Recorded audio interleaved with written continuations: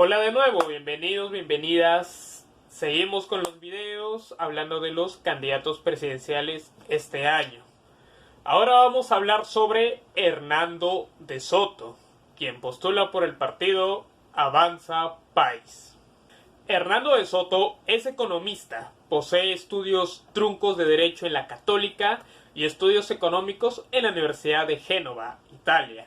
También es licenciado en dicha especialidad y máster en Derecho Internacional por el Instituto Universitario de Altos Estudios Internacionales, con sede en Ginebra, Suiza. En el 2001, él fundó el partido Capital Popular, lanzando una candidatura presidencial, pero finalmente desistió de esa candidatura. Desde 1978 a 1980 formó parte del directorio del Banco Central de Reserva, designado por el Poder Ejecutivo. En ese último año, de Soto fundó el Instituto Libertad y Democracia, grupo de estudios e investigación, conocido por sus siglas ILD. Desde entonces, esta entidad ha prestado asesoría a distintos países en temas referidos a la expansión de los derechos de propiedad, su principal tema de estudio. Entre las asesorías que brindó está su labor durante el segundo gobierno de Fernando Belaúnde. En esa oportunidad, el ILD inició su labor en el diseño de la Defensoría del Pueblo, organismo cuya autonomía y naturaleza fueron consolidadas con la Constitución de 1993. Además, durante el primer gobierno de Alan García, la institución encabezada por de Soto desarrolló los lineamientos de la simplificación administrativa dentro del sector público. En el 91, en el gobierno de Fujimori, encargó a ILD desarrollar un convenio con Estados Unidos para el control del tráfico de drogas y el desarrollo de cultivos alternativos a la coca. En 2006, durante el segundo gobierno, Alan García lo designó su representante personal en el proceso de firma y ratificación del Tratado de Libre Comercio entre Perú y Estados Unidos. Desde el 2020, de Soto empezó a conducir un programa en Willax. Este espacio se denomina Soluciones y ahí él aborda temas de su especialidad. Ahora hablemos de las propuestas. Entre ellas destacan incrementar progresivamente el presupuesto destinado al sector salud hasta alcanzar los estándares latinoamericanos e impulsar la participación ciudadana en el diseño e implementación de estrategias de salud para evitar que algo como la pandemia vuelva a ocurrir. En lo económico, plantea reactivar e impulsar la economía para lograr índices más altos en producción y empleo de los que habían antes de la pandemia. También continuar con la política fiscal, pero sin comprometer la sostenibilidad fiscal. En cuanto a la minería, propone reactivar varios proyectos a pesar de los graves conflictos sociales que estos han ocasionado. También promete formalizar a la minería informal. También expone que ante la necesidad de telecomunicaciones en diversos países, pondrá en valor recursos como el litio, la plata, el cobre y las tierras raras para su posterior explotación. En cuanto a la seguridad, propone vincular a las fuerzas del orden con reenganchados de las Fuerzas Armadas y grupos civiles de autodefensa para hacer un trabajo conjunto y también un mejor control migratorio y una defensa más fuerte de las fronteras. En sí, esto es lo poco que se puede resaltar de su plan de gobierno, que solo tiene 2 páginas. Bueno, originalmente era así, posteriormente tuvo un gran incremento a 17 páginas. Muy pobre para el nivel de profesional que dice ser el señor de Soto. Ante los cuestionamientos por su plan de gobierno, él dijo que el verdadero plan era tan bueno que había sido publicado por Wall Street Journal, uno de los diarios más importantes, y The Economist, una revista de economía considerada la más influyente del mundo. Finalmente, eso resultó ser falso, siendo que estos medios señalaron que no publicaron el plan que el señor de Soto tanto decía. Él ha escrito varios libros y bueno, lo más resaltante son dos. El otro sendero de 1986, que fue coescrito por Mario Ghibellini y Enrique Gersi, y El misterio del capital, lanzado en el 2000. Hernando de Soto no ha estado fuera de polémicas, pues una de estas ha sido la verdad de sus grados académicos. En un inicio él señalaba ser bachiller en letras por la Católica, algo que no ha podido ser comprobado, pues solo hay constancia de estudios de un par de años, pero no existe un bachiller. También posee dos acusaciones de plagio. Una sería por el libro El otro sendero, pues el señor de Soto omitió a los coautores a partir de la segunda edición del libro para llevarse el mérito de este.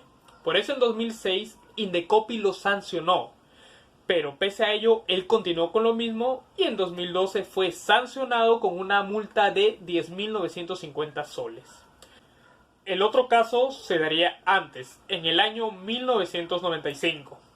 Hernando de Soto escribiría el discurso que Alberto Fujimori utilizaría para justificar el golpe de Estado, usando fragmentos de la tesis doctoral escrita por el catedrático norteamericano Michael Kopech. Él lo escribió para Venezuela y de Soto, sin el permiso de este, lo copiaría.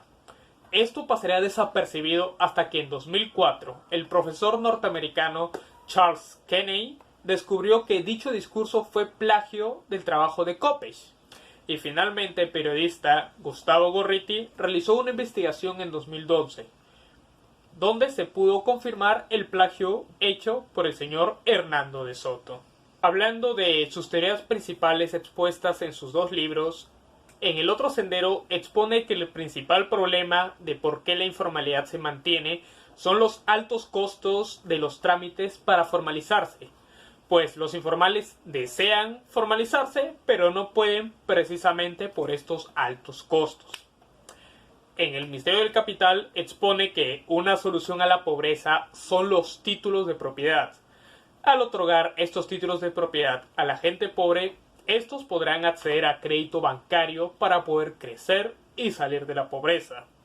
Ambas son ideas bases buenas, pero no son soluciones reales, pues ambas teorías han sido refutadas por diversos estudios, donde se ha visto que muchos informales, aunque les pagasen los trámites, no se formalizarían, porque formalizarse implica pagar impuestos, cumplir reglas, garantizar espacios de trabajo seguros, etc.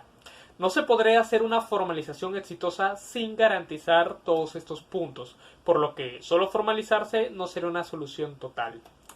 Respecto a los títulos de propiedad, se realizaron estudios donde se ha demostrado que un título de propiedad no cambia la vida de estos sectores, pues los bancos siguen sin otorgar créditos. Tampoco se conseguía agua o luz, servicios básicos, en esos hogares. Durante su carrera, él ha brindado asesoría a distintos gobiernos, entre ellos al del dictador Alberto Fujimori, al del difunto Alan García en su primer gobierno y en su segundo, Alejandro Toledo. También fue asesor de Keiko Fujimori en su campaña del 2011 y en la del 2016. En el ámbito extranjero, brindó asesoría al gobierno del dictador Muammar Gaddafi en Libia, al ex dictador Mohamed Suharto en Indonesia y al dictador egipcio Hosni Mubarak. Todos con algo en común: fueron gobiernos llenos de actos de corrupción, acusados de robar grandes cantidades de dinero y en la mayoría crímenes espantosos. Durante su campaña se le ha visto con una actitud amarillista, soberbia y difamatoria, pues no solo se ha confundido con temas como la ONP o la OMPE, lo que demuestra una desinformación por temas de suma importancia para el país. Tampoco pudo responder sobre el precio de temas tan básicos como el pan o el pasaje al metropolitano, cosas con las que los peruanos conviven todos los días, pero para este señor son totalmente ajenos. Otro roche que tuvo fue cuando ni siquiera sabía el nombre del partido por el que postulaba. Y también da datos falsos, como en el Perú era el único país que no dejaba que el sector privado manejara las vacunas contra el COVID. También difundía encuestas en las que él salía en primer lugar con mucha diferencia, siendo totalmente falsas.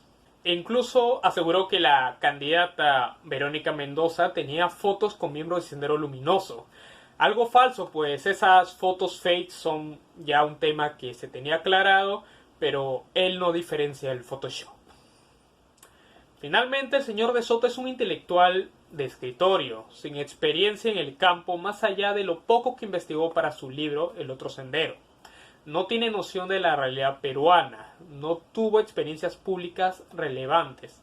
La mayor parte de su labor ha sido asesorar dictaduras en el extranjero. Ahora hablemos del partido Avanza País. El partido Avanza País, Partido de Integración Social, es un partido que nació en el año 2000 y es un vientre de alquiler. Por ejemplo, en la anterior elección municipal dio cobijo al fujimorista Julio Gagó. Y ese mismo año presentaron a 13 candidatos con diferentes denuncias como violencia familiar, usurpación agravada, alimentos e incumplimiento de deberes funcionales. Una de sus candidatas fue la abogada Beatriz Mejía. Sí, de Con mis hijos no te metas. Antiderechos y también conocida por defender a un militar condenado por quemar vivo a un adolescente. Toda una joyita. Este año están presentando a 16 candidatos con procesos entre civiles y penales. Esto ha sido todo por hoy. Nos estaremos viendo pronto. Saludos.